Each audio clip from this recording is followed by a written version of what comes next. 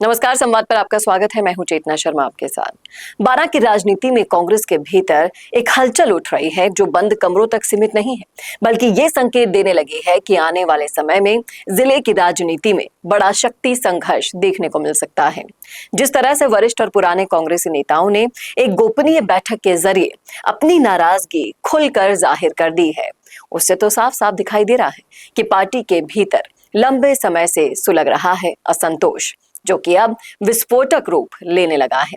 आपको बता दें कि कांग्रेस की राजनीति हमेशा से ही गुटबाजी और क्षेत्रीय वर्चस्व की राजनीति से प्रभावित रही है, लेकिन बारां की बात की जाए तो इस बार मामला केवल गुटों की लड़ाई तक सीमित नहीं दिखाई दे रहा।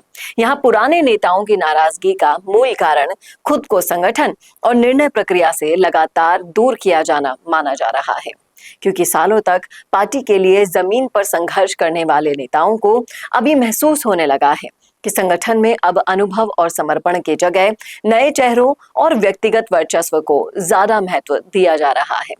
बैठक में जो हुआ उसको देखकर लग रहा है कि वन मैन शो की राजनीति के खिलाफ अब आवाज उठेगी।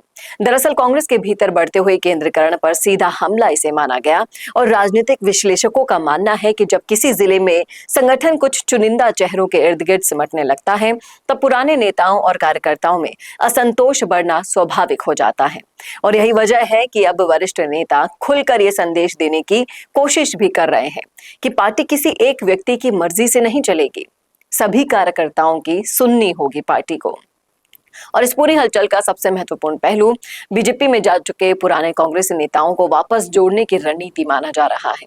ये केवल संगठन विस्तार की कोशिश नहीं है, बल्कि जिले में कांग्रेस के खोते हुए जनाधार को वापस पाने की राजनीतिक कवायद भी है। नेताओं को भी लगता है कि यदि पुराने कार्यकर्ता और प्रभावशाली चेहरे फिर से एक साथ एक मंच पर आ जाएं, तो कांग्रेस बारां में अपना पुराना राजनीतिक प्रभाव दोबारा स्थापित कर सकती है। हालांकि ये जो पूरी बैठक का घटनाक्रम हुआ, इसका दूसरा पक्ष भी बहुत महत्वपूर्ण है।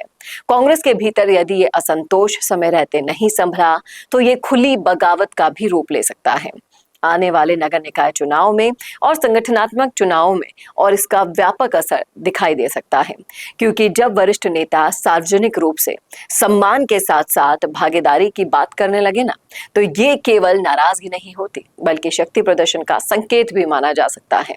और राजनीतिक गलियारों की चर्चाओं के बारे में बताएं आपको तो यही चर्चा तेज है कि बारां कांग्रेस में पुराने और नए चेहरों के बीच वर्चस्व की लड़ाई खुलकर सामने भी आ सकती है।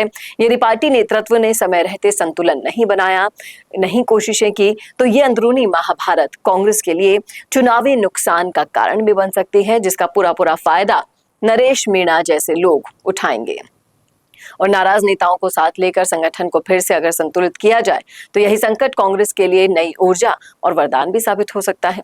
देखना वाकई में दिलचस्प होगा कि क्या है कांग्रेस की आलाकमान का फैसला। आप बताइएगा जरूर। अगर आप बारां की राजनीति में दिलचस्पी रखते हैं, लिखिएगा जरूर राय कमेंट बॉक्स में। कैसा लगा वीडियो बताना ना भूलेगा, और ऐसे वीडियोस के लिए देखते रहिए संवाद भारत का, भारत के लिए। नमस्कार दोस्तों, अगर आप भी रियल एस्टेट में काम करते हैं तो हम आपके लिए लेकर आए हैं गुड न्यूज। आजकल के डिजिटल जमाने के अंदर आपकी प्रॉपर्टी का अच्छा वीडियो कंटेंट होना बहुत जरूरी है, तो हम यानी मिशी मीडिया सॉल्यूशंस आपको प्रोवाइड करवाते हैं एक हाई क्वालिटी कंटेंट वीडियो, जिसके अंदर हम प्रॉपर्टी से जुड़े हुए आसपास की प्राइम लोकेशन और उसकी कनेक्टिविटी को अच्छे से दिखाते हैं। कस्टमर आपकी वीडियो को सिर्फ देखे ही नहीं, आपको कांटेक्ट भी करे, जिससे कि आपकी डील क्लोज होने की पॉसिबिलिटीज बढ़ जाती है। तो कांटेक्ट करो आज ही स्क्रीन पर दिए गए नंबर्स पर।